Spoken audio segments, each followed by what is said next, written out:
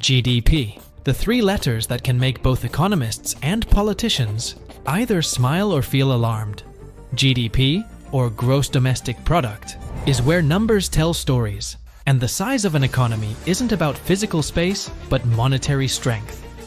Alright, I'm speaking a lot of nonsense, right? Let me be serious and start the video by explaining GDP first. And then we will take a look at the top 15 biggest economies in the world. GDP, Gross Domestic Product in full, is the sum of all the goods and services it produces over a given period of time. It is the total of all economic activity taking place within the country's borders and is a key indicator of economic strength and health. So, the bigger the GDP, the stronger the economy. Sources like the International Monetary Fund, the World Bank, and reputable publications like Statistics Times and CEO World Magazine have all contributed in on these rankings. As of 2024, the combined world GDP stands at an astonishing $109.52 trillion. दोस्तों आज हम बात करने वाले हैं दुनिया के सबसे पावरफुल देश यूनाइटेड स्टेट्स ऑफ अमेरिका के इकोनॉमिक इतिहास की और जानेंगे उन कारणों को जिन्होंने यूएसए को वर्ल्ड का अनडिस्प्यूटेड लीडर बनाया। अमेरिका आज न सिर्फ मिलिटरीली सबसे पावरफुल है बल्कि इकोनॉमिकली भी उसकी जीडीपी $20 ट्रिलियन की है। ये इंडिया के कंपैरिजन में लगभग 7 गुना और चाइना से लगभग 1.5 गुना ज्यादा है। अमेरिका के ट्रेमेंडस जीडीपी के कई कारण हैं। फ्री मार्केट कैपिटलिज्म से लेकर इनोवेशन और टेक्नोलॉजिकल डेवलपमेंट यूएस इकोनॉमी के फाउंडेशन पिलर्स हैं। इसके अलावा यूएसए मैसिव रिसोर्सेज और लैंड एरिया को भी कंट्रोल करता है जो उसकी इकोनॉमी को बूस्ट करते हैं। लेकिन दोस्तों ये सारे कारण इनफ नहीं है ये बताने के लिए कि यूएसए कैसे एक इकोनॉमिक पावर हाउस की तरह इमर्ज हुआ, क्योंकि ये कंडीशन कई और देशों में भी एग्जिस्ट करती थी और करती हैं। इसलिए आइए हम यूएसए के इतिहास की वो बातें आपसे शेयर करते हैं जो उसके बेमिसाल इकोनॉमिक राइज की कहानी को जस्टिफाई कर सकें। दोस्तों मैं हूं आदर्श गुप्ता और स्वागत है आपका स्टडी आईक्यू में। अगर आप इस लेक्चर से रिलेटेड पीडीएफ या इंपॉर्टेंट डॉक्यूमेंट चाहते हैं तो आप मेरा टेलीग्राम चैनल ज्वाइन कर सकते हैं। Here is the link and you can also follow me on Instagram for regular updates. USA की कहानी की शुरुआत होती है जुलाई 4, 1776 में, जब वो ब्रिटिश कॉलोनियलिज्म से खुद को आज़ाद कर लेता है और एक डेमोक्रेटिक स्टेट की स्थापना करता है। दोस्तों एक रोबस्ट इकोनॉमी का फाउंडेशन एक रोबस्ट पॉलिटिकल सिस्टम होता है। मिडिल ईस्ट से हम ये समझ सकते हैं कि कैसे अनस्टेबल पॉलिटिकल सिस्टम एक रोबस्ट इकोनॉमी क्रिएट नहीं कर सकता, भले ही आपके पास ऑयल जैसे क्रिटिकल रिसोर्सेज हों। इस कॉन्टेक्स्ट में यूएसए के फाउंडिंग फादर्स ने जिस तरह का पॉलिटिकल सिस्टम इंडिपेंडेंस के बाद स्टैब्लिश किया वो एक इंपॉर्टेंट फैक्टर था यूएसए के इकोनॉमिक ट्रैजेक्टरी में। यूएसए ना सिर्फ एक डेमोक्रेटिक स्टेट था बल्कि एक रोबस्ट, रेजिलिएंट और स्ट्रॉन्ग डेमोक्रेटिक स्टेट बना बेस्ड ऑन प्रेसिडेंशियल सिस्टम, जिसने ये इंश्योर किया कि वहाँ पॉलिटिकल क्राइसिस और इंस्टेबिलिटी जैसे frequent civil wars, military coup और डिक्टेटरशिप जैसी सिचुएशंस इमर्ज ना हो। यूएसए के प्रेसिडेंशियल सिस्टम ने डिसीजन मेकिंग को स्ट्रेंथन किया, अनलाइक पार्लियामेंट्री सिस्टम जहाँ डिसीजन मेकिंग कंपैरेटिवली स्लो होती है। इंडिया में हमने एक long era of coalition government देखा जिसने कहीं ना कहीं हमारी ग्रोथ ट्रेजेक्टरी को भी इम्पैक्ट किया। यूएसए के रेजिडेंट सिस्टम के कारण ही वहाँ in general political crisis avoid की गई। फॉर एग्जाम्पल यूएसए के 8 प्रेसिडेंट्स की इन ऑफिस डेथ हुई, लेकिन इमीडिएटली वाइस प्रेसिडेंट्स ने प्रेसिडेंट की पोजीशन को होल्ड किया। यूरोपियन सोसाइटीज में ग्रैंड आइडियाज जैसे लिबर्टी, इक्वलिटी और फ्रेटर्निटी का जन्म तो हुआ, लेकिन ऑन ग्राउंड ये आइडियाज और वैल्यूज लोगों में इनक्यूलकेट काफी स्लोली हुए। इसका मेन रीजन था यूरोप की हायरार्किकल फ्यूडल सिस्टम, जहां लॉर्ड्स, ड्यूक्स और अर्ल्स मॉडर्न टाइम्स में भी काफी पावर होल्ड करते थे। इसकी वजह से इंडस्ट्रियल रिवॉल्यूशन ने जिस तरीके की अपॉर्चुनिटीज क्रिएट की वो वर्कर्स और लोगों तक पहुंची नहीं और यूरोप में सोशल मोबिलिटी काफी रेस्ट्रिक्टेड रही। लेकिन American society largely educated middle classes को बिलोंग करती थी, जिससे वहाँ के लोगों में डेमोक्रेटिक वैल्यूज काफी ज्यादा और डीपली इंजेक्टेड थी। यूरोप जैसी हायरार्की यहाँ इसलिए भी नहीं थी क्योंकि अमेरिकन्स मेनली सेटलर्स और ट्रेडर्स थे from diverse background in new place. इसने लोगों के मोटिवेशन को इंक्रीज किया क्योंकि न्यू अपॉर्चुनिटीज का बेनिफिट यूएसए में लोगों तक भी पहुंचा। इंसेंटिव्स हमेशा इनोवेशन को जन्म देते हैं और यूएसए में यही हुआ। एक मोटिवेटेड वर्कफोर्स और सोसाइटी यूएसए के लिए वरदान साबित हुई। इसके अलावा 1791 में अमेरिका में फर्स्ट अमेंडमेंट के तहत कांग्रेस को यह पावर मिली कि वो पेटेंट लॉज इनैक्ट कर सकते हैं। इन पेटेंट लॉज ने भी अमेरिका में इनोवेशन को सदियों तक बूस्ट किया। यूएसए की ग्रोथ का अगला सीक्रेट है उसका टेरिटोरियल एक्सपेंशन, जिसने उसे स्ट्रैटेजिक एडवांटेजेस और प्रीशियस मिनरल्स का एक्सेस दिया। दोस्तों इंडिपेंडेंस के वक्त यूएसए केवल नॉर्थ अमेरिका के ईस्टर्न साइड में सीमित था, जो 13 फॉर्मर ब्रिटिश कॉलोनीज के अमेलगमेशन से बना था। लेकिन 1803 में यूएसए के लीडर्स ने वेस्टवार्ड एक्सपेंशन की शुरुआत की, जब थॉमस जेफरसन ने फ्रांस से $15 मिलियन में लुइसियाना को परचेज किया। इस परचेज ने यूएसए की टेरिटरी को डबल कर दिया।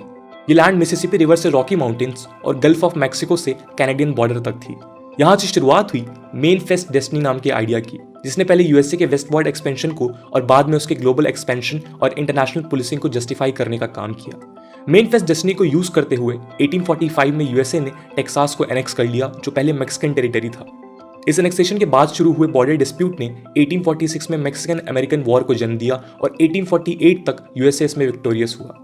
वॉर के बाद ट्रीटी ऑफ ग्वाडालूप हिडाल्गो के तहत मेक्सिको ने अपनी टेरिटरी का लगभग आधा लैंड यूएसए को दे दिया। इसमें current states of Texas, California, new Mexico, Arizona, Nevada, Utah और पोर्शंस ऑफ कोलोराडो और व्योमिंग इंक्लूडेड है। 1846 में यूएसए ने ब्रिटेन से ओरिगोन कंट्री को भी अपनी टेरिटरी में इंक्लूड किया। बाद में 1867 में उसने रशियन एम्पायर से अलास्का भी परचेज किया। 1898 में स्पेनिश अमेरिकन वॉर में विक्ट्री के बाद यूएस ने पैसिफिक और सेंट्रल अमेरिका में अपना कंट्रोल बढ़ाया और उसने गुआम, पोर्टो रिको और फिलीपींस का कंट्रोल ले लिया। इस दौर में उसने हवाई को भी अपने कंट्रोल में लिया। 1902 में यूनाइटेड स्टेट्स ने पनामा कैनाल के कंस्ट्रक्शन को फ्रेंच कंपनी से परचेज किया। तब पनामा कोलंबिया के अंडर था, लेकिन 1903 में प्रेसिडेंट टेडोर रूजवेल्ट ने पनामा के स्ट्रैटेजिक इंटरेस्ट को एक्नॉलेज करते हुए वहां यूएस बैक्ड रेवोल्यूशन को अंजाम दिया, जिसने पनामा को एक इंडिपेंडेंट देश बना दिया।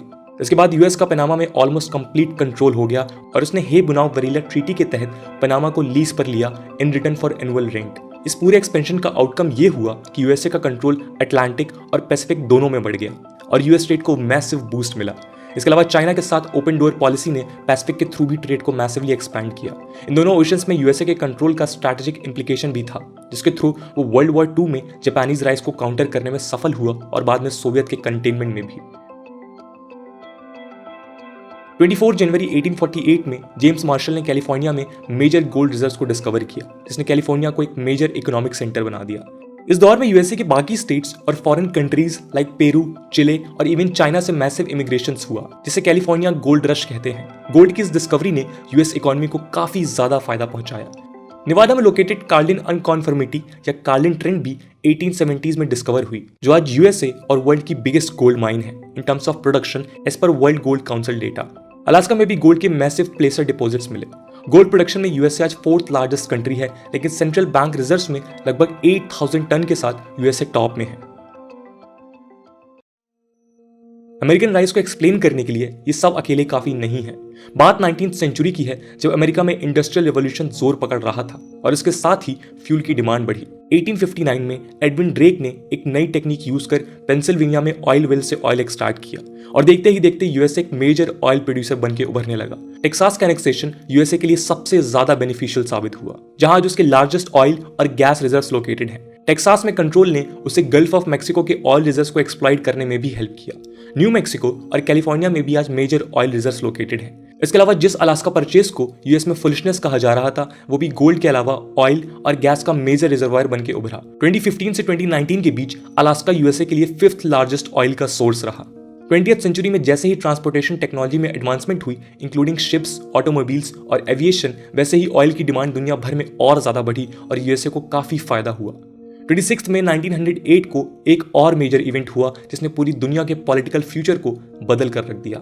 ये था ब्रिटिश कंपनी का ईरान में ऑयल फील्ड डिस्कवरी। ईरान में ऑयल की इस डिस्कवरी ने पूरे मिडिल ईस्ट में एक रेस को जन्म दिया, जिसके तहत जगह जगह ऑयल फील्ड्स की डिस्कवरी हुई। यहाँ के ऑयल का सबसे ज्यादा इनिशियल बेनिफिट ब्रिटिश कंपनीज ने उठाया। बाद में सऊदी अरेबिया इस रीजन में लार्जेस्ट ऑयल रिजर्व्स का सेंटर बना, जहां यूएसए कंपनीज ऑयल फील्ड्स की डिस्कवरीज में इन्वॉल्व थी। वर्ल्ड वॉर II के दौरान ऑयल का डिमांड और प्राइस दोनों काफी रैपिडली बढ़ा और यूएसए ने सऊदी के साथ एक अलायंस किया, जिसके तहत सऊदी की सिक्योरिटी के बदले यूएसए को वहां के ऑयल फील्ड्स में एक्सेस मिला। मिडिल ईस्ट की ऑयल डिस्कवरी आज तक इस रीजन में कॉन्फ्लिक्ट्स का एक मेजर कारण है। यहाँ का ऑयल इतना प्रीशियस था कि जब इराक और ईरान ने अपने ऑयल कंपनीज को नेशनलाइज करके पर्शियन गल्फ में ऑयल एक्सट्रैक्शन का प्लान बनाया, तो सडनली पर्शियन गल्फ में वेस्टर्न मिलिट्री प्रेजेंस बढ़ गई विद सऊदी सपोर्ट। 2003 में हुए इराक वॉर का कारण भी पार्शली यही ऑयल पॉलिटिक्स बनी। खैर, मिडिल ईस्ट में ऑयल फील्ड्स का एक्सेस और डोमेस्टिक ऑयल फील्ड्स दोनों के चलते अमेरिकन इकोनॉमी में मैसिव बूस्ट हुआ और वेल्थ राइज हुआ। इस इकोनॉमिक बूस्ट ने यूएसए को मिलिटरीली भी काफी हेल्प किया और वहां के टेक्नोलॉजिकल बूस्ट को एक फाउंडेशन दिया। इसके अलावा ऑयल ने ट्रेड, मैन्युफैक्चरिंग ग्रोथ एक्सेट्रा को भी बूस्ट किया। इन सब के अलावा यूएसए ने दोनों वर्ल्ड वॉर के समय की पॉलिटिक्स में खुद को एक्टिव इन्वॉल्वमेंट से बचाया। 1914 में शुरू हुए वर्ल्ड वॉर I में यूएसए की एंट्री 1917 में हुई और 1939 में शुरू हुए वर्ल्ड वॉर II को उसने दिसंबर 1941 में ज्वाइन किया। लेकिन यूएस एक पावरफुल इकोनॉमी की तरह ऑलरेडी राइज हो चुका था, जिसकी वजह से उसकी मिलिट्री इंडस्ट्री काफी फ्लरिश कर रही थी। इस मिलिट्री इंडस्ट्री को वर्ल्ड वॉर्स ने और ज्यादा बूस्ट दिया जब यूएस अलाइड पावर्स का मेजर आर्म सप्लायर बना। वर्ल्ड वॉर 1 में यूएसए ने अलाइड पावर्स को लगभग $7 बिलियन का लोन भी दिया। वर्ल्ड वॉर 2 में भी न्यूट्रलिटी एक्ट ऑफ 1939 के तहत यूएस न्यूट्रल तो था, लेकिन प्रेसिडेंट फ्रैंकलिन रूजवेल्ट ने कांग्रेस को फ्रांस और ब्रिटेन को मिलिट्री सप्लाईज देने के लिए कन्विंस कर लिया। इस दौरान रूजवेल्ट ने वॉर प्रोडक्शन बोर्ड स्टैब्लिश किया और डिफेंस एक्सपेंडिचर 1% ऑफ जीडीपी से 40% तक बढ़ गया।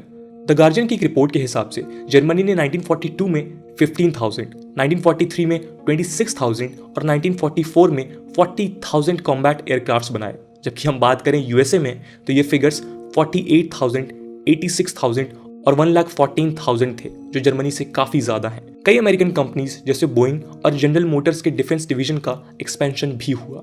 वर्ल्ड वॉर 2 ने यूरोपियन पावर्स को काफी नुकसान पहुंचाया और ब्रिटेन की डोमिनेंस को खत्म किया, लेकिन यूएसए के स्ट्रैटेजिक डिसीजंस और यूरोप से उसके जियोग्राफिकल आइसोलेशन ने उसे नुकसान कम, फायदा ज्यादा पहुंचाया। यही वजह है कि वर्ल्ड वॉर 2 के बाद वो एक सुपर पावर की तरह राइज हुआ, जिसके पास न्यूक्लियर वेपन्स भी आ गए थे।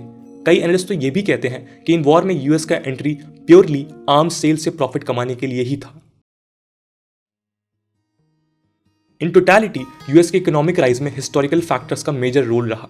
Political stability, oil resources, gold reserves, territory के स्ट्रैटेजिक एडवांटेजेस, वेपन सेल और नियो कॉलोनियलिज्म ने मिलजुल कर जो वेल्थ जनरेट किया, उसे अमेरिकन गवर्नमेंट्स ने बेसिक इंफ्रास्ट्रक्चर में इन्वेस्ट किया। इसमें health, education, electric grids, road infrastructure, rails, ports और इंटरनेट इंक्लूडेड हैं।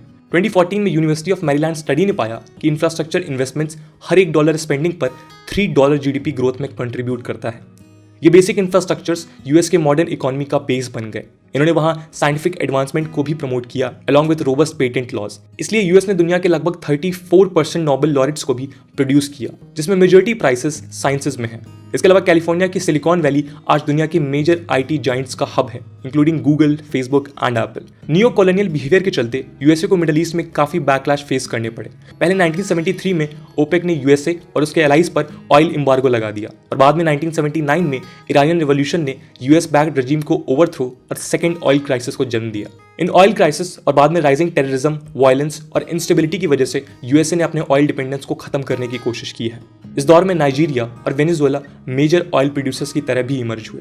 इसके अलावा यूएस ने खुद भी ह्यूज शेल रिजर्व से ऑयल एंड गैस एक्सट्रैक्ट करना चालू किया through freaking technology. In totality USA आज काफी सेल्फ डिपेंडेंट भी है और वहां मिले शेल रिजर्व्स ने एक बार फिर यूएस इकोनॉमी में एक मेजर शिफ्ट क्रिएट किया है। तो दोस्तों, ये थी यूनाइटेड स्टेट्स ऑफ अमेरिका के इकोनॉमिक राइज के सीक्रेट्स की कहानी। यूएसए का फाउंडेशन इतना स्ट्रांग है कि वो आज भी एक मेजर इकोनॉमिक पावर हाउस है, जिसे चैलेंज करने वाला फिलहाल कोई दूसरा देश दूर दूर तक नहीं है। This is Canada, the second largest country in the world, located on the North American continent right above the United States, bordered by 3 oceans, the Atlantic, the Arctic, and the Pacific on all 3 sides. Canada and the US share the world's longest border between any 2 countries, stretching around 8,891 kilometers or 5,525 miles. What is more fascinating about Canada's geography is that 80% of the entire Canadian population lives within just 100 miles of the United States border, and in fact 50% of all Canadians live just south of this line. This province of Canada, Ontario, accounts for 38% of the Canadian GDP. Most people tend to live in areas where economic activities are available. That is why the largest industries in Canada, real estate, mining, and manufacturing, are mostly located in these provinces. This colored circle shows the percentage change in house prices in Canada by province over the last 10 years. Since the financial crisis, house prices in Canada have doubled. This housing boom is spurred by consumer spending. In 2009, the government's stimulus program to prop up the economy and the central bank's interest rate, near 1%, encouraged Canadians to pile up debt to buy homes. People are buying because they hope or fear that prices will keep rising.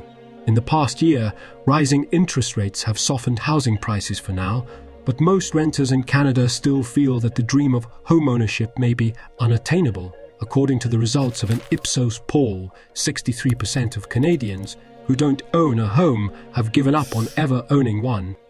According to a report by the Canada Mortgage and Housing Corporation CMHC, immigration has been a significant driver of rental demand in recent years. Many newcomers to Canada initially rent homes rather than purchasing, which helps to sustain demand for rental units. Canada is not alone. House prices also look high relative to rents in most developed countries like the US and UK, which appear reasonably priced. What makes the Canadian housing market an outlier is its consumers, whose ability to borrow and spend may be nearing its limit. Canadians spend a bigger share of investment capital on housing than businesses. Business investment, in this case, is a combination of non-residential structures, machinery and equipment, and intellectual property, which together add up to only 9.3% of GDP. The IMD report backs this up, showing that Canada ranks 11th in the world when it comes to talent. But what's the point if you don't use your talent for your country? All the talented people are heading south of the border where they can get paid more. The situation is known as brain drain. Traditionally, Canada has had fewer government initiatives to promote researchers or entrepreneurship compared to some other countries.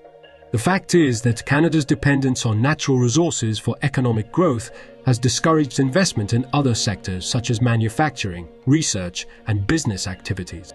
Canada has been a natural resource economy. Its primary economic activity revolves around mining, lumber, oil, and natural gas. In 2021, natural resources directly or indirectly accounted for 17% of nominal GDP, and they comprised 51% of the value of Canada's total merchandise exports. However, Canada's two biggest exports, oil and vehicles, are both declining and may continue to do so. Oil from Alberta's tar sands is expensive to produce, and the United States, which is by far its biggest foreign customer, is producing more of its own oil than importing. Car making has never fully recovered from the 2008 recession.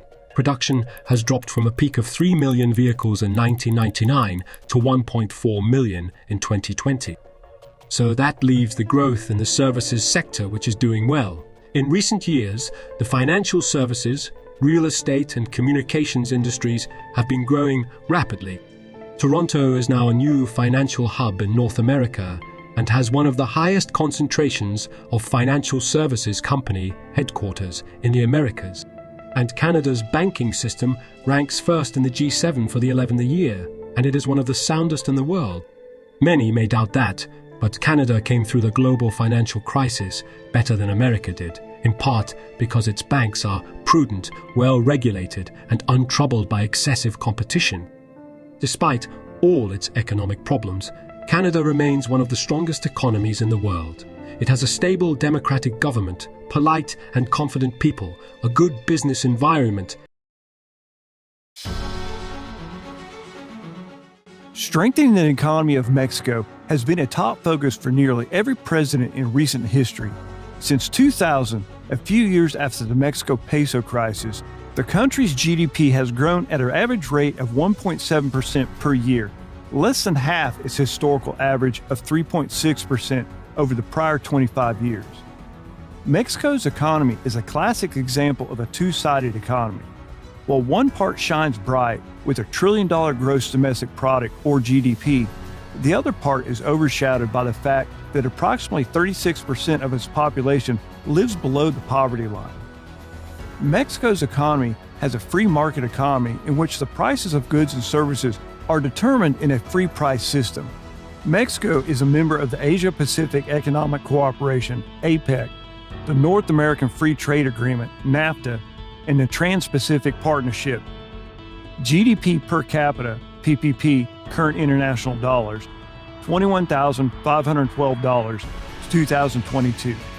Population total, 127,504,125, 2022. Ease of doing business rank, 72.4, 60 out of 189, 2020. Economic growth. Mexico's economy is especially strong in the service sector. In the fourth quarter of 2023, this sector represented 58.8% of GDP and employed 63.5% of the labor force. while the industrial sector represented 32.2% of GDP and employed 25% of the labor force. And the primary sector represented 3.4% of GDP and employed 10.7% of the labor force. In the period between 2010 and 2018, the Mexican economy grew at an average rate of 2.8%. However, due to the fall in oil prices in 2019, the global economic crisis caused by COVID-19 in 2020, the economy has been affected in recent years. It is foreseen that it will grow during 2022. This growth will be strengthened by the economic development strategy of the Mexican government that includes a consolidation of domestic consumption as a result of the implementation of social programs and financial inclusion, an increase of private investment in infrastructure and strategic sectors, a higher level of public investment, and an increase in exports as a consequence of the reconfiguration of global value chains. Despite the circumstances that have slowed growth in recent years, Mexico seeks to strengthen its economy through responsible economic, tax, financial, and commercial policies. To foster a higher growth rate, the Mexican government will increase infrastructure investment spending, reconfiguration of global value chains, economic development of the southern region of the country, more efficient allocation of resources, greater return on investment, and greater efficiency in the combination of factors of production fostered through the pacification strategy, the reduction of violence, the fight against corruption, and, in general, the strengthening of the rule of law, retraining of labor force skills. In 2024, the economy of Mexico is expected to achieve a growth rate higher than its 30-year average, despite the challenges posed by higher interest rates on investment and consumption at home, and lower growth in the U.S., its major trading partner. Mexico's GDP. The country has managed to move ahead despite poverty, corruption, income disparity, and the presence of a large informal economic sector. The World Bank categorizes Mexico as an upper-middle income nation. Mexico's $1.4 trillion GDP as of 2022 made it the 14th largest economy in the world in terms of nominal gross domestic product, while placing it in the 84th spot in terms of purchasing power parity, using constant 2017 international dollars. Mexico is the second largest economy in Latin America after Brazil and an oil exporting nation. In 2019, Mexico's growth rate went negative for the first time in a decade, dipping to negative 0.05%. According to the World Bank, compared to similar economies, Mexico underperformed in terms of poverty reduction, growth, and inclusion. The economy contracted by 8.24% in 2020, experiencing demand and supply shocks caused by the impact of COVID-19 pandemic. But the economy recovered post-2020 and showed positive growth in 2021 and 2022, according to the World Bank, growing at a 4.7% in 2021 and 3.1% in 2022.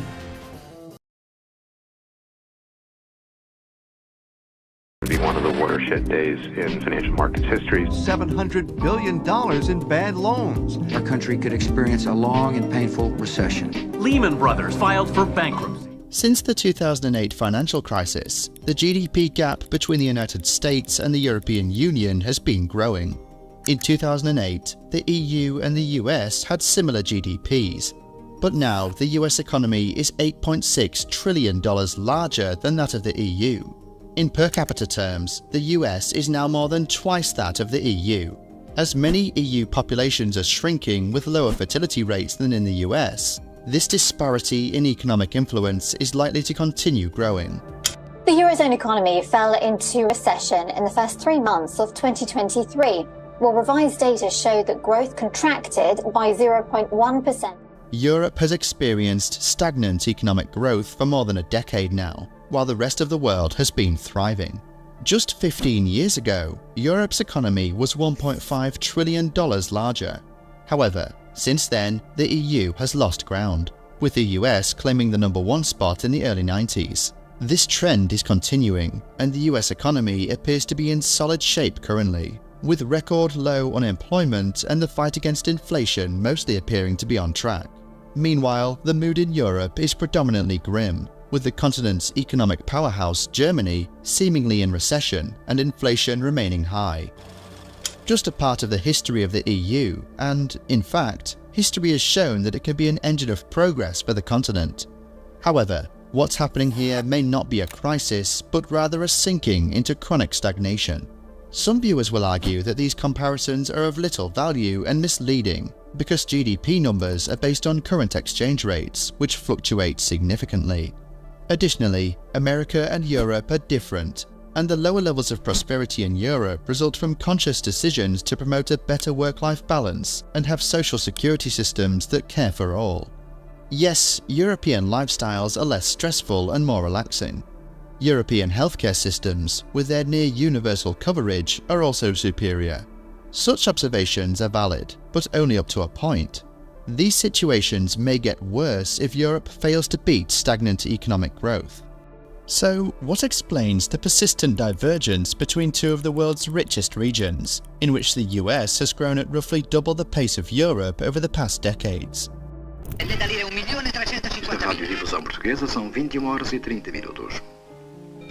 These are 6 of the many languages of Western Europe. Together with religion, legal systems, and technical knowledge, they have significantly shaped the way the world is today. To them, the concept signified neither land nor nation. Some scholars say that Western Europe consists of as many as 20 independent nations, each, in its view, unique and different. Europe is a diverse economic region, encompassing advanced economies at the forefront of competitiveness, innovation, and productivity, as well as economies that are still in the process of catching up. Therefore, the European Union does not represent a single economy with uniform rates of economic performance across its membership. Over the past 20 years, a general trend has emerged. Economic growth has been rapid in Central and Eastern European countries that joined the EU during this period, while growth rates have been sluggish, especially in continental economies. The economic growth in the euro area, a region comparable to the US, has been notably disappointing. The region has been trailing behind the US since the 1980s, resulting in a decline in the overall economic performance rates of the EU. Various structural explanations account for these lagging growth rates. If we take GDP and the standard of living off the table, there's a more fundamental issue at work here. Let's start with productivity. Productivity is the keystone of prosperity, growth, and a flourishing society. Over time, productivity has grown faster in the US than in Europe. Focusing on the components of productivity growth reveals some interesting patterns in economic behavior. Europe's productivity growth, especially in the last 20 years, has been substantially driven by capital deepening, meaning that the amount of capital per worker has increased. However, total factor productivity (TFP) growth in the EU, which can be seen as a benchmark for the rate of technology and innovation growth in the economy, was stronger in the 1990s. Since then, it has declined. The slowdown in productivity growth in Europe does not seem to be driven by large structural shifts in the economy, such as the secular trend of the services sector taking up a larger share of total output in Europe. In fact, such shifts appear to have had a positive effect on the employment composition, leading to higher levels of productivity. The major factor behind the decline occurs within sectors rather than across them. Notably, in the manufacturing sector, the productivity slowdown has occurred across all firm sizes and for all segments in the productivity distribution. Growth in productivity is critical for sustained economic growth. It is partly driven by a higher pace of research, technology, innovation, and investment. More generally, the contribution to economic growth that comes from individuals, firms, and markets adopting new technologies and business. Today, the Eurozone features lower levels of public investment as a percentage of GDP than any other advanced economy or economic bloc. In terms of their rate of overall investment, the UK comes last within Europe's big economies. This low level of investment is caused by the unprecedented level of austerity European governments inflicted upon their economies following the 2008 global financial crisis. I can confirm that the government has today decided that Ireland apply for financial assistance to the European Union. Austerity is not only detrimental to vulnerable people in need of state support during tough times, but it also stifles investment. In any economy, collective expenditure equals collective income. By substantially reducing public expenditure at a time when private expenditure was falling, European governments hastened the rate at which total income diminished. Europeans are not spending much. EU private consumption has been declining since 2008 and is now at an all-time low, whereas US private consumption is increasing and is at an all-time high. When private consumption increases, it signals that households and individuals have more disposable income and are feeling confident about their financial situation. This, in turn, leads to increased demand for goods and services, which can drive economic growth. Weak spending and poor demographic prospects are making Europe less attractive for businesses ranging from consumer goods giant Procter & Gamble to luxury empire LVMH, which are making an ever larger share of their sales in North America. The US consumer is more resilient than in Europe. Is it any wonder that Europe's businesses refused to invest in the capacity to produce goods that consumers would not have the money to buy? And that's how post-2008 austerity slayed continent-wide investment and put Europe on a path of secular decline.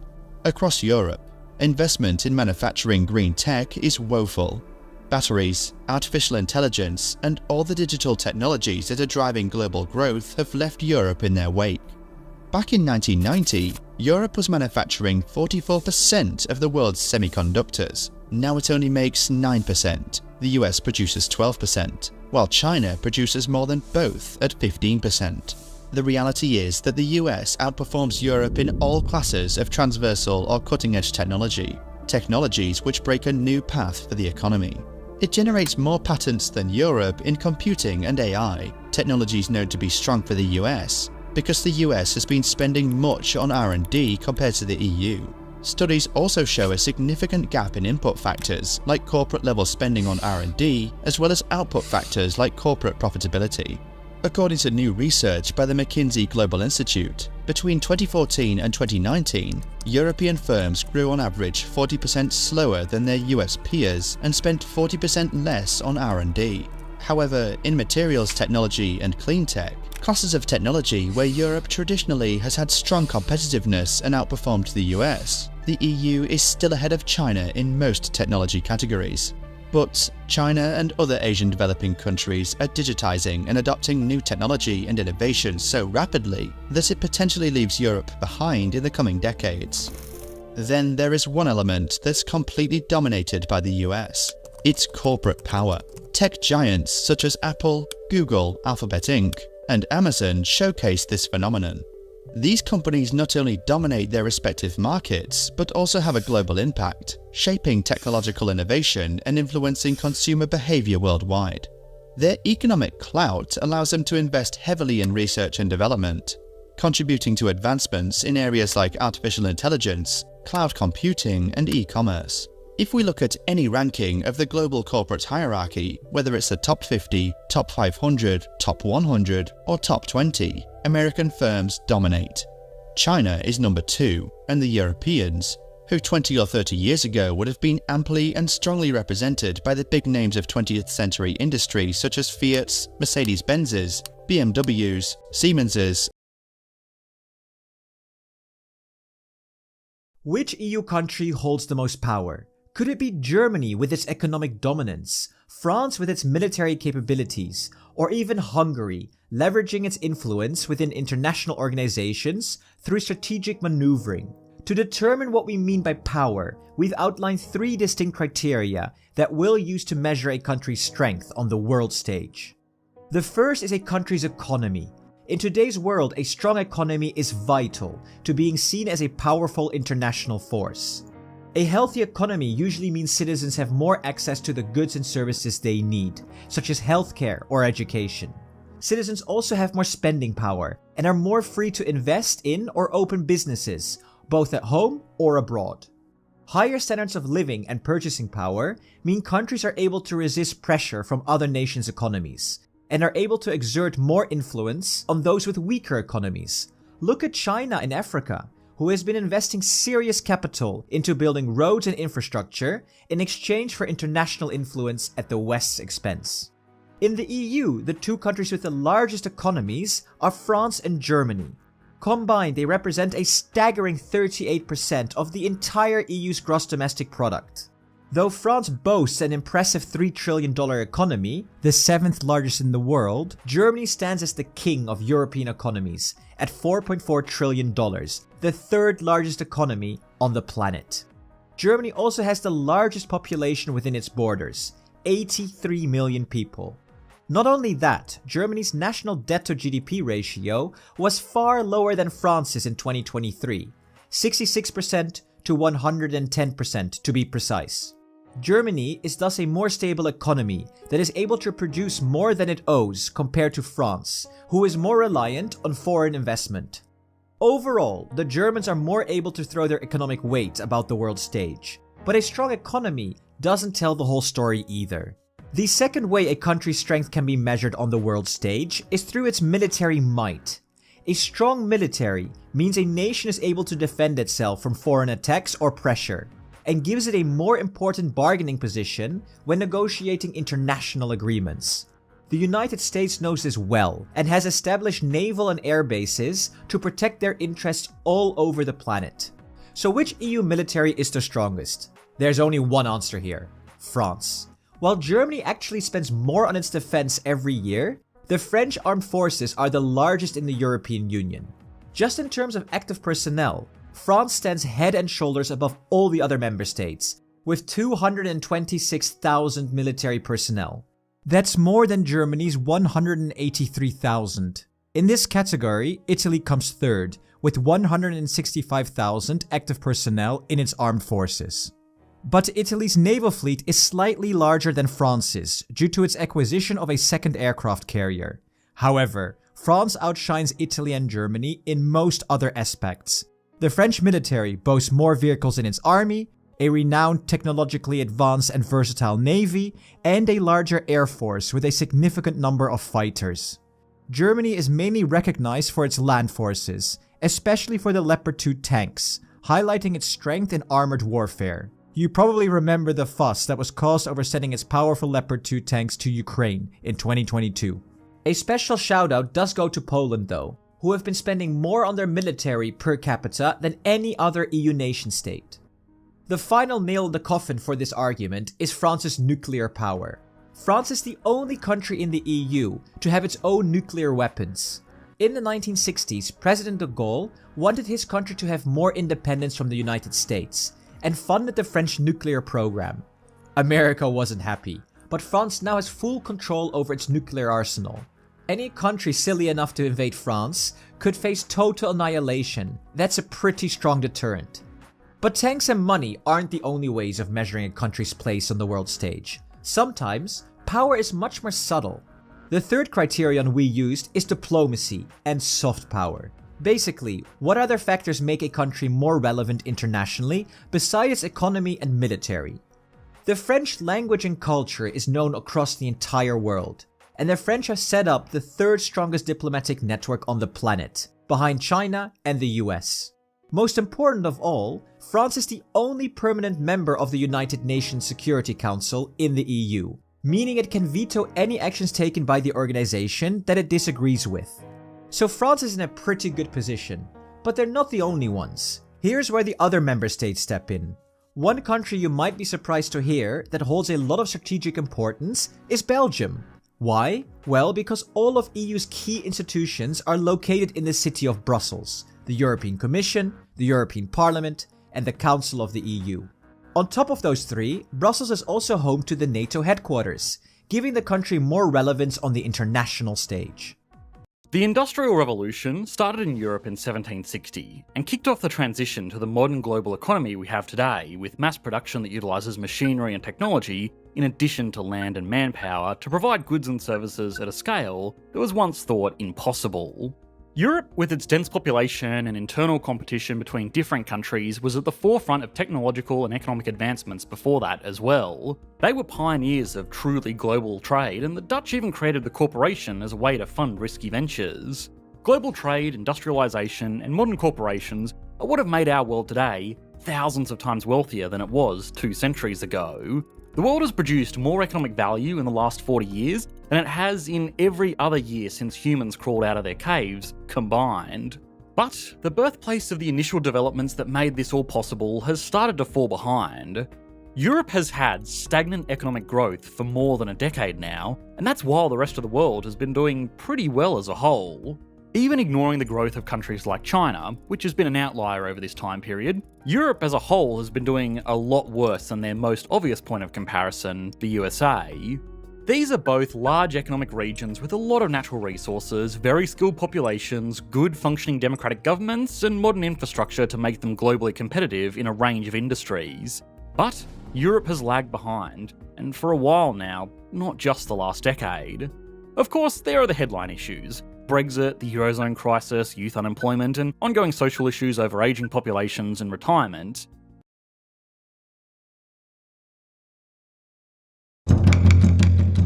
This is East Asia and the Pacific. Here, 1/3 of the world's population is spread out among tiny island nations, sprawling archipelagos, and many of the largest, wealthiest, and most modern cities on the planet. But 100 years ago, this region looked vastly different, and Asian countries were invariably poor. So how did this transformation happen? Following the end of World War II, Japan's economy took off, and it became a model for growth in the region. Hong Kong, South Korea, Singapore, and Taiwan evolved into high-income economies in the wake of rapid industrialization, unveiling new approaches for development and modernization. Despite political, historical, and cultural differences among neighbors, countries in the region were able to put aside many disagreements to transform into the most economically integrated region on the planet. And the world's attention turned to the region as its economies began to hold greater promise. China, in particular, has taken advantage of increasing globalization. In just 50 years, China transformed from economic backwater to global powerhouse. Economic reforms that began in the late 1970s set China up to become a major trading partner to the world's greatest economies. In the wake of its economic development, some in the West expected China to undergo political reform. China is the only major world economy under a communist government, and there was a belief that to continue growing in global importance, China would have to change to keep up. When China joined the World Trade Organization in 2001, the U.S. and others thought economic reform and exposure to the world economy would lead to China becoming more open politically. But while increased integration into the world trade system did lead China to embrace elements of a capitalist system, the economic gains actually served to further legitimize the country's Communist Party and reinforce an authoritarian political system. Today, China is the largest trading partner of about 70 countries, including many in the region, such as Australia, Singapore, and South Korea. China and its neighbors have become the world's factory and are critical to supply chains around the globe, including many U.S. businesses. Instability here would cause major problems for the world economy. Today, China seeks to convert its economic power into geopolitical influence, both through strategic investments and military strength. One of China's biggest maneuvers is focused on gaining influence through international infrastructure projects. China launched the Asian Infrastructure Investment Bank in 2016, and it now has the second largest membership of any bank in the world. And China's Belt and Road Initiative is a massive infrastructure program that aims to connect Asia to Africa and Europe via land and maritime networks. The initiative seeks to dramatically increase China's global influence through access to shipping routes and ports. However, critics claim that many of the projects encourage countries to accumulate substantial debt and are set up to benefit mostly China. Reactions to China's ambitions across East Asia and the Pacific range from welcoming to suspicious.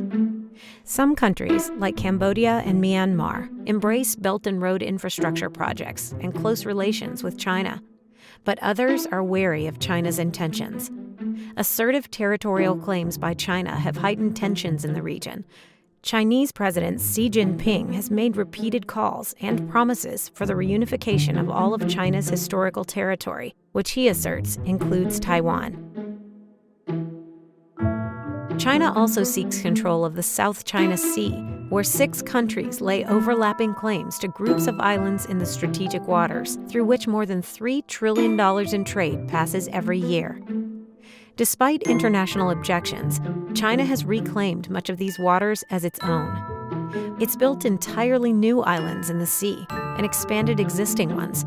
Across this expanse, China has built airstrips, military installations, and ports for its navy. In a show of support for its Asian allies, such as the Philippines, the United States has sent its own vessels to the area in order to assert that the waters are international and do not fall under any one country's territory. The United States has also affirmed that its security commitments to Japan, an ally, extend to the Senkaku Islands, or as China calls them, the Diaoyu Islands, an area which is the subject of a Japan-China dispute in the East China Sea. Of major international concern is the threat posed by North Korea, a small and impoverished country governed by a brutal family dictatorship. Despite its meager economy, North Korea possesses nuclear weapons capable of reaching not only its Asian neighbors, but also the U.S. An open question is whether diplomacy, backed by sanctions, will persuade North Korea to restrain or even eliminate its nuclear program. If not, the U.S. and others must decide whether to act and how, including the risky and costly option of using military force. All this leaves the United States in a delicate position. Amidst the worrying economic, political, and territorial trends taking place, the U.S. economy and those of its many allies is closely intertwined with China's. The challenge for the U.S. is how to strike a balance between preserving its influence in Asia, including working closely with its regional allies, and maintaining important trade and investment ties with China. So far, the East Asia and Pacific region has been the greatest success story of any in the 21st century. Whether it can sustain its impressive economic growth and fend off looming conflicts will have great repercussions. Before the 19th century, for more than 5,000 years, Asian countries like India and China dominated the world economy and trading systems. But after the modern Industrial Revolution started in the United Kingdom and later in many Western countries, it changed the dynamics of economic power around the globe and continued to rise by colonization of most Asia and Africa, which led to the decline of the dominance of Asian countries in world economics. But time is changing again. Most of the Asian countries are now growing faster than many of the Western countries, and some have already passed the economic boundary, so that they are now called an economic superpower, such as China, which is now the largest economy in the world in terms of GDP purchasing power parity and second largest in terms of nominal GDP after the United States. And with the current rate China is growing, it is expected that China will surpass the United States in 2027. Many countries such as India and Indonesia are also in this race to become an economic superpower. Brazil, Russia, India, China, and South Africa form the intergovernmental organisation known as BRICS, which is one of the most powerful economic groups in the world and one that a lot of people have never even heard of. While not the most flattering name, the BRICS control 26.7% of the world's surface area, 41.5% of the global population, and around a quarter of the world's total economic output, with a combined GDP of $25 trillion. That makes this group larger by every metric than the USA or the EU, and they're only becoming larger as time goes on.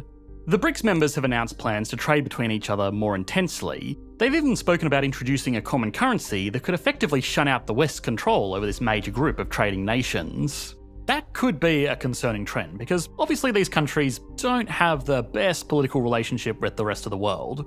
Russia is currently fighting a war that has been universally criticised by the USA and its allies, and China has made its intentions clear that it wants to invade Taiwan and bring it under direct control of the mainland. Continued economic cooperation has been one of the best deterrents for this kind of conflict over recent decades, and failing that, economic sanctions are a powerful tool that doesn't actively involve getting caught up in an armed conflict between major nuclear superpowers, which most BRICS members are.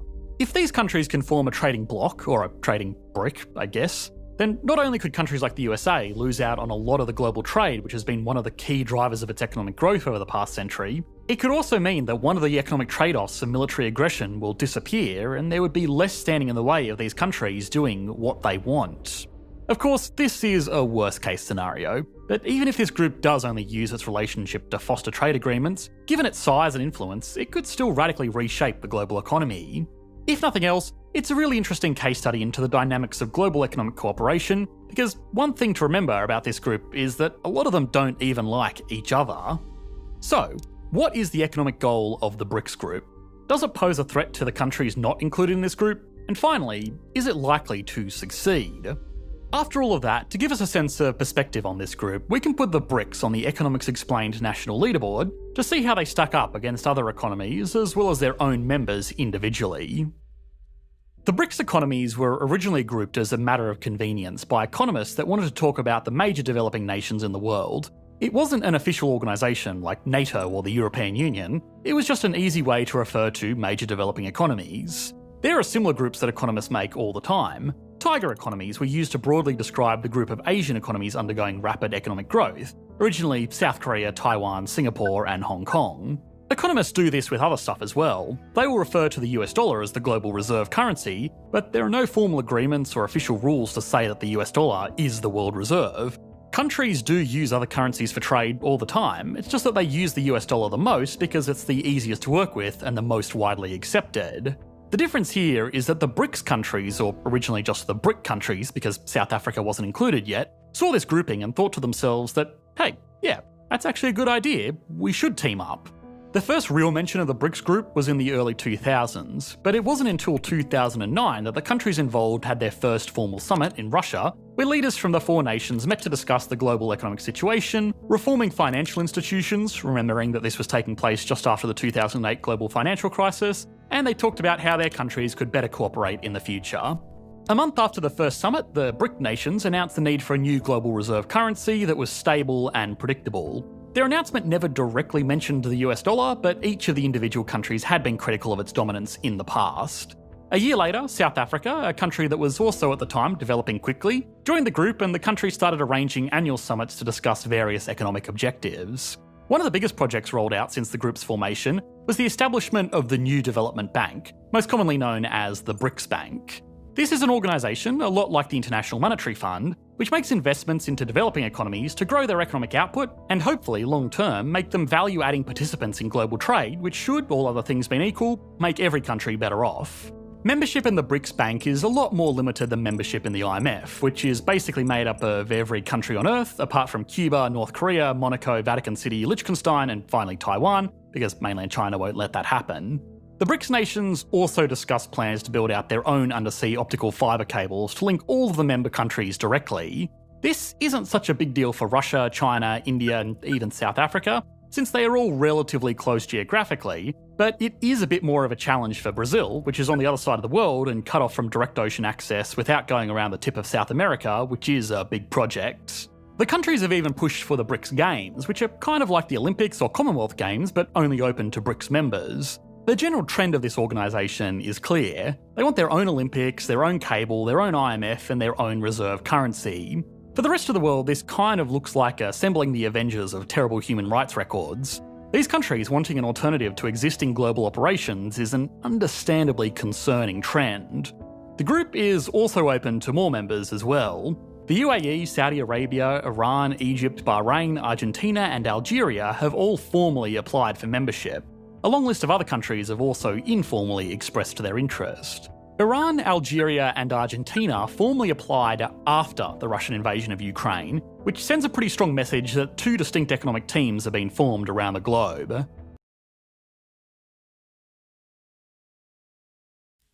The G7, or the Group of Seven, 7 countries, 1 group, and 1 planet. But who are they, what are they, and why are they? Welcome back to another episode on Economics in Action as we explain this, the G7.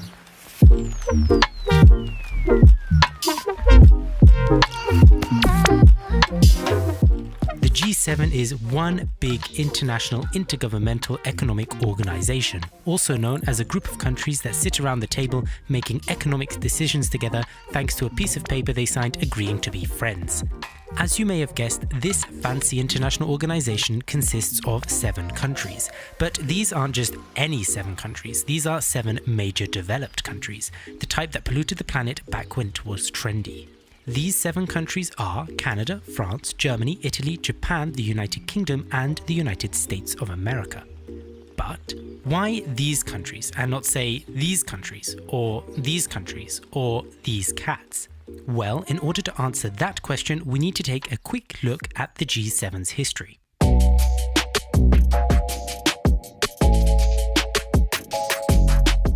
Back in the 1970s, when Richard Nixon gave the world a shock and oil decided to just cost more, representatives of 6 governments went to some chateau in France to talk economics and to exchange ideas on possible solutions to a global economic crisis.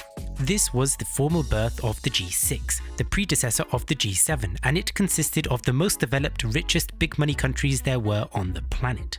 Some sort of superhero team that was meant to facilitate shared macroeconomic initiatives by its members in response to the collapse of the fixed exchange rate system in 1971. A year after its first formal summit as the G6, Canada joined, therefore forming the G7, and since then the G7 nations have met up annually to talk about how rich they are and how rich other countries aren't. This international body did not just remain a group of 7 nations though, and as far back as 1981, the European Union has had a representative present at summits after having first been invited in 1977 by the United Kingdom. Despite the presence of a representative from the EU, it didn't change the name of the group. But that doesn't mean that the G7 had stopped expanding. You see, after the group's 1994 meeting in the Italian city of Naples, informal discussions between Russian officials and G7 members began. These discussions eventually led to Russia formally joining the group 4 years later in 1998, resulting in a new fancy imaginative name known as the G8. But perhaps you are one of those clever YouTube viewers that is good with numbers and can count. And you're thinking to yourself, wait a minute, isn't this video about the G7 and now he's talking about the G8? Well done, those socially distanced classes really did pay off. You see, unfortunately for Russia, its membership of the group didn't last very long, due to Vladimir Putin thinking that Russia just wasn't big enough. This resulted in Russia being formally ejected from the group in March 2014, resulting in the group being named G7 once again, and bringing us to how the G7 looks today. So, with that brief recap of history done, you might be wondering, how powerful is this group of 7 countries? How important is it economically? Despite the world economy moving eastward in recent decades as many nations benefit from the wonders of globalization, the G7 still remains an absolute unit in economic terms. But admittedly, it's not the same juggernaut it once was in the 1970s. So, in order to understand its size, let's take a moment to look at the stats. As a group, the G7 represents 45% of global GDP, while being home to just 10% of the world population, with the largest contributor by a clear margin being the United States of America. Individually, their economies all rank in the top 10 globally, with Canada's economy being the smallest. However, it still ranks alongside that of a much more populous Russia. With regards to net wealth, the G7 is absurdly rich. According to Credit Suisse in 2017, the G7 was home to 62% of the global net wealth, and that's excluding the EU. 5 of the G7 members rank amongst the top 10 countries with the largest gold reserves as well. So, there is no doubt whatsoever that this organization of countries has the potential to be very powerful if their efforts are coordinated.